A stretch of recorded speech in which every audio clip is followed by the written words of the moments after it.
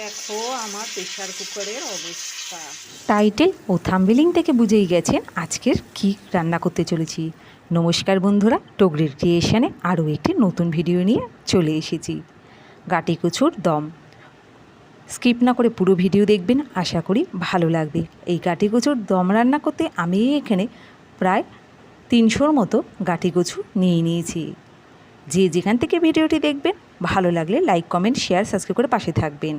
প্রথমেই কড়াই গ্যাসে বসিয়ে দিয়েছি, তো কড়াইটা গরম হোক বন্ধুরা। ততক্ষণ কড়াইটি ভালো মতো গরম হয়ে যাওয়ার পর আমি এখানে প্রয়োজন মতো সর্ষের তেল নিয়ে নিলাম। সর্ষের তেলটি একটু গরম হোক। সর্ষের তেলটি ভালো করে গরম হয়ে যাওয়ার পর আমি এখানে ফোড়নে পেঁয়াজ, শুকনো লঙ্কা, তেজপাতা ও সাদা জিরে দিয়ে একটু ভালো করে ভেজে নেব।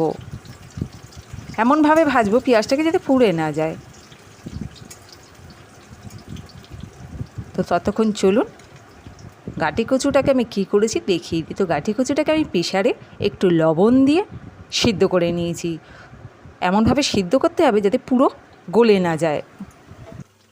এবারে আমি এর মধ্যে ভাজা পেঁয়াজের মধ্যে দিয়ে দিলাম সিদ্ধ করা গাটি কচু।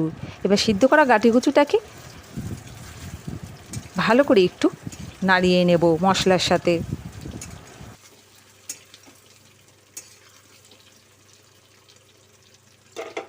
1 থেকে 2 মিনিট ভালো করে নাড়িয়ে নেওয়ার পর দিয়ে দেব স্বাদ মতো লবণ।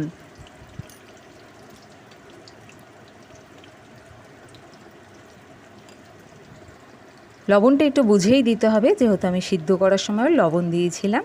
আর দিয়ে দিলাম প্রয়োজন মতো হলুদ। হলুদ আর লবণটি দেওয়ার পর আরও খানিকক্ষণ এইভাবে গাটি কচুগুলোকে ভেজে নেব।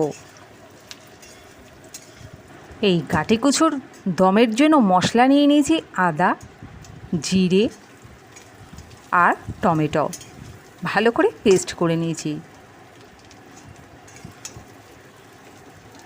এদিকে সিদ্ধ করা গাটি কচু ভালো করে ভাজা হয়ে গেছে। এবার আমি এর মধ্যে দিয়ে দেবো বেটে রাখা মশলাটি।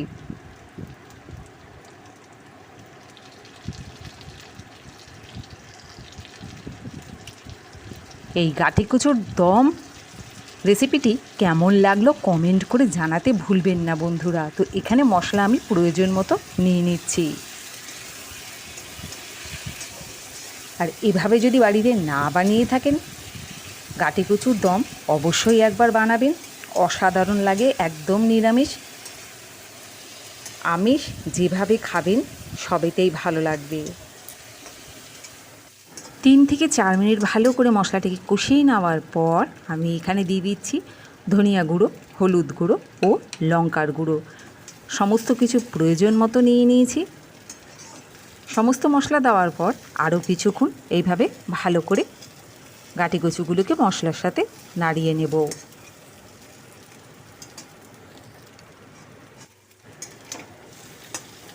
কিছুক্ষণ নাড়িয়ে নেওয়ার পর আমি এখানে অল্প অল্প করে জল দিয়ে মশলাটিকে কষিয়ে নেব।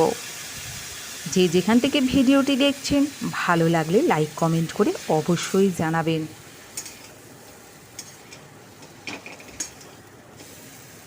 নতুন বন্ধু, পুরনো বন্ধু বলবো না, সকল বন্ধুকেই অনেক ধন্যবাদ। তো দেখুন গাটি কচুটা প্রায় হয়ে এসেছে। আরও একটু জল দিয়ে ভালো করে 2 থেকে 3 মিনিট এইভাবে নাড়িয়ে নামিয়ে নেব। আজকের গাটি কচুর দম কেমন লাগলো কমেন্ট করে অবশ্যই জানাবেন। নতুন বন্ধু হলে সাবস্ক্রাইব করে পাশে থাকবেন।